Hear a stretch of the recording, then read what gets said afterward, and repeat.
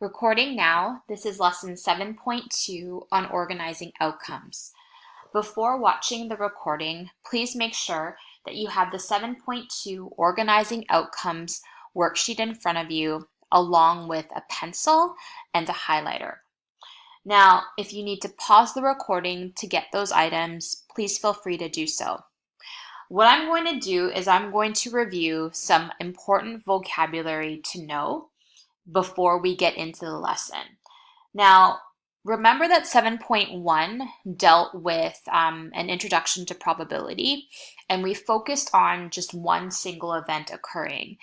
And remember that we discussed how probabilities are expressed, either as a decimal, a percent, a ratio, or a fraction.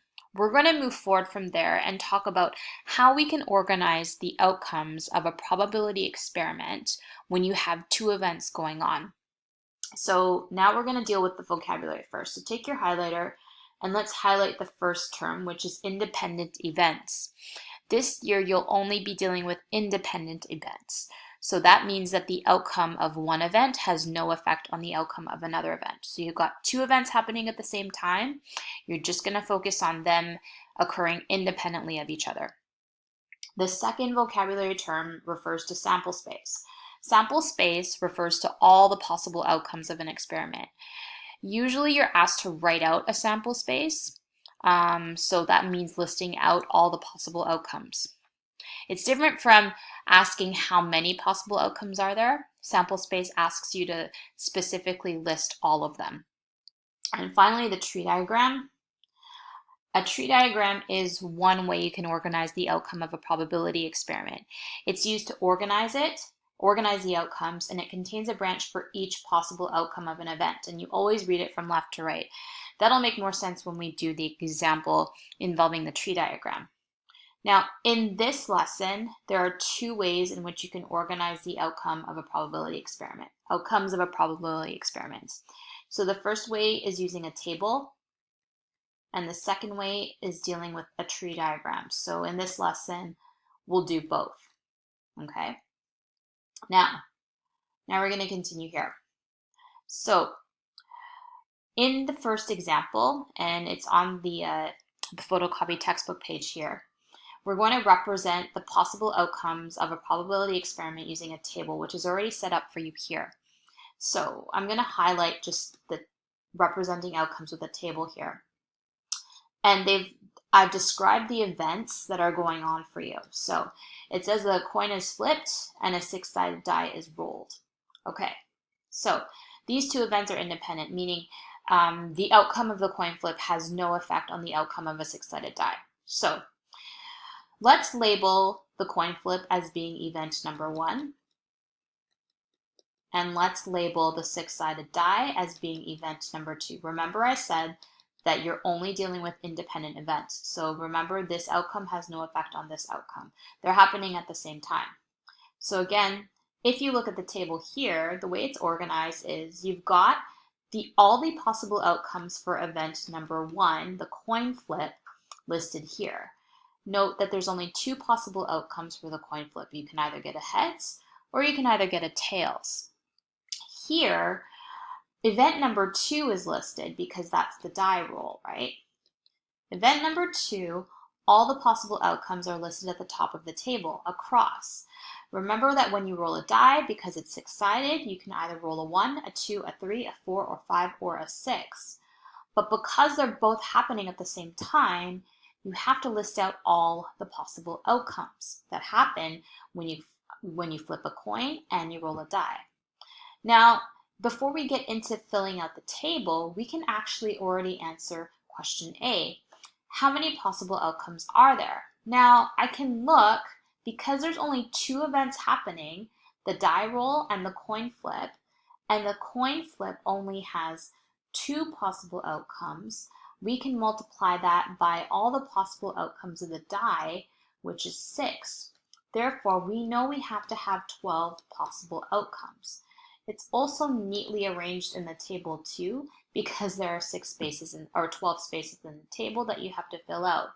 But that's how you can read the matrix here. So B asks you to write out the sample space for the combination of events. Well, we're going to do that in the table and also list it under question B because there's a certain way you have to list it.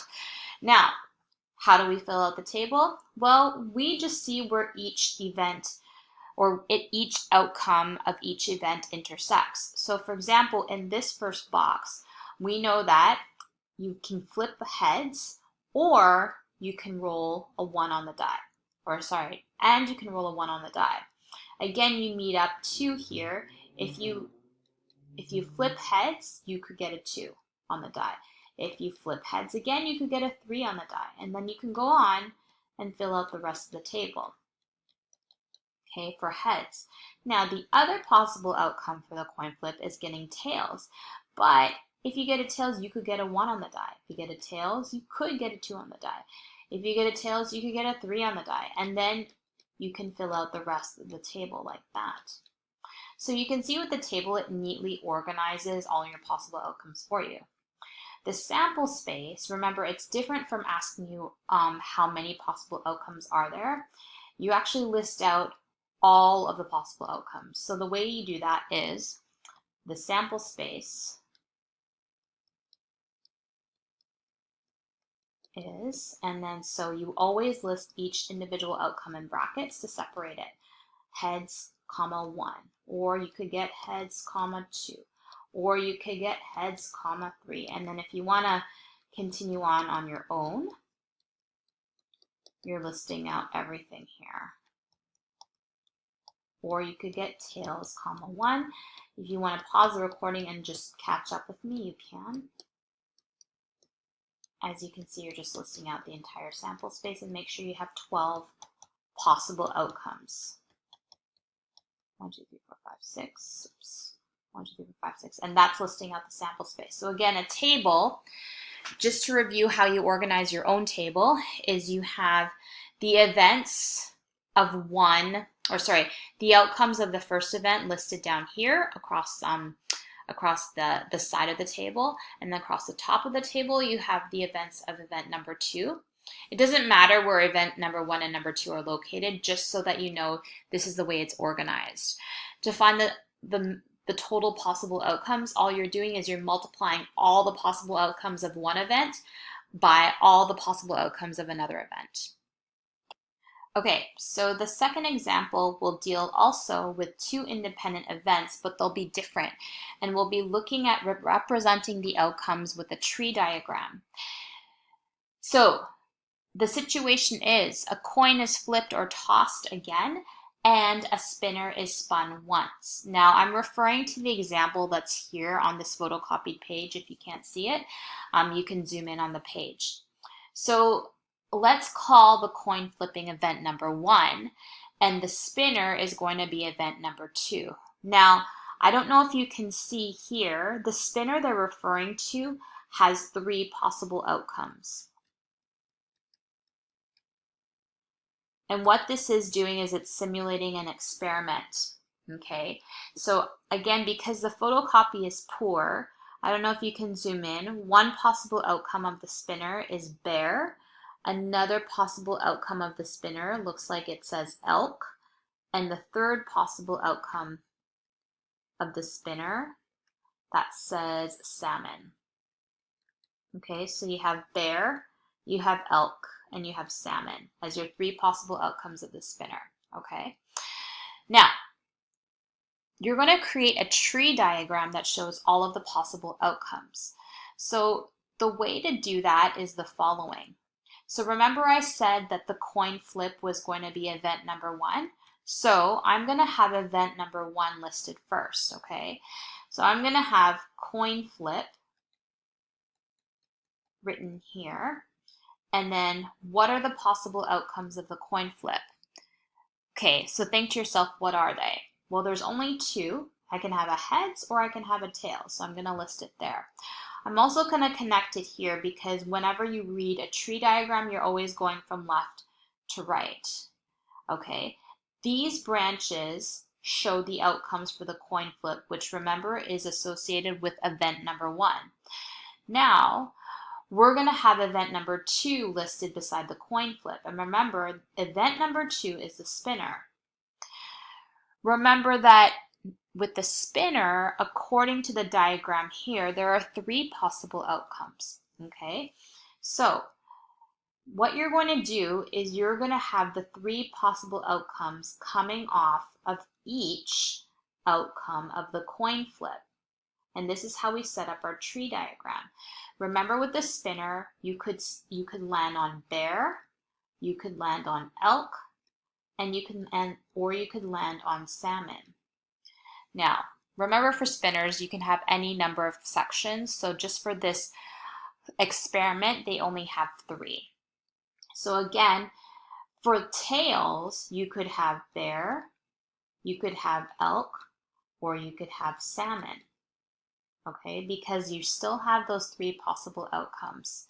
I'm just gonna underline this in a different color here so I know it's distinct. So this is coin flip and this is spinner. Okay, so now we've got the branches of all of the outcomes of the second event.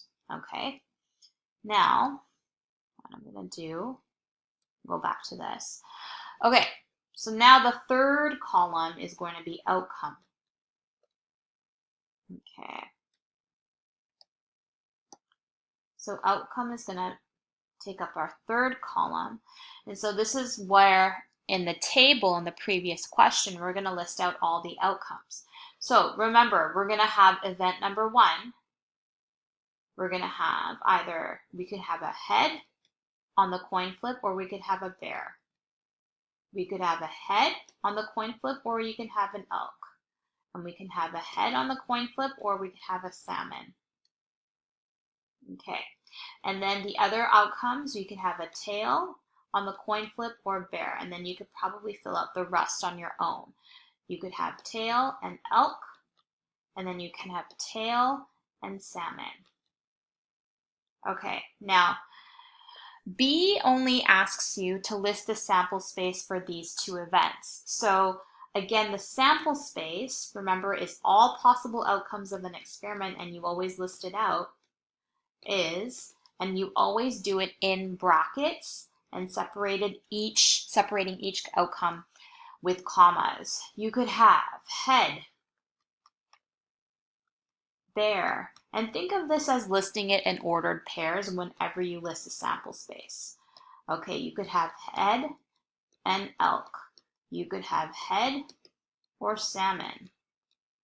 And then you could have tails or bear, tails and elk. And please make sure you're listing out these properly in brackets, separated with commas, like an ordered pair. So we can see from our list that there are 6 possible outcomes of this experiment.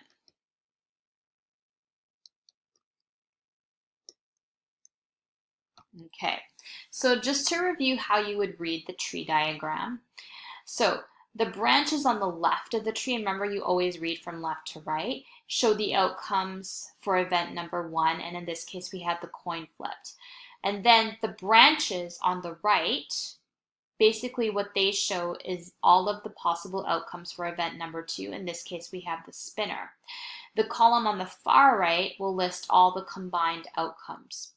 Remember, whenever you're listing a sample space, you should always list it as an ordered pair in brackets separated with commas.